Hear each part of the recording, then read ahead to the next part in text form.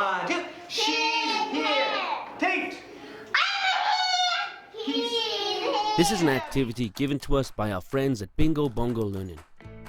You should check out their YouTube channel for great ESL songs and their website for tons of excellent resources. I've literally started doing this every single class this term. It's fast, easy, and effective at learning be verbs in a fun way. Here's how to play. The teacher says the name of just one student at a time. When a student's name is called, the student must say, "I'm here." After the student says, "I'm here," all the other students must say, "He's here" or "She's here." The teacher repeats this for all the students.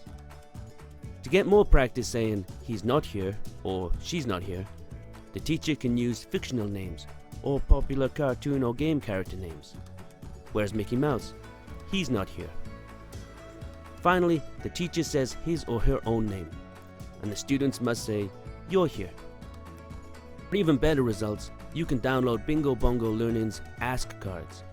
You can use them for roll call or practice asking and answering questions about themselves or other students. 1, 2. She's here. Tate. Good job. He is here. All right. Sally.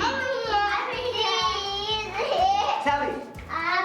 She's here. Stand up. She's here. Ampaman. He's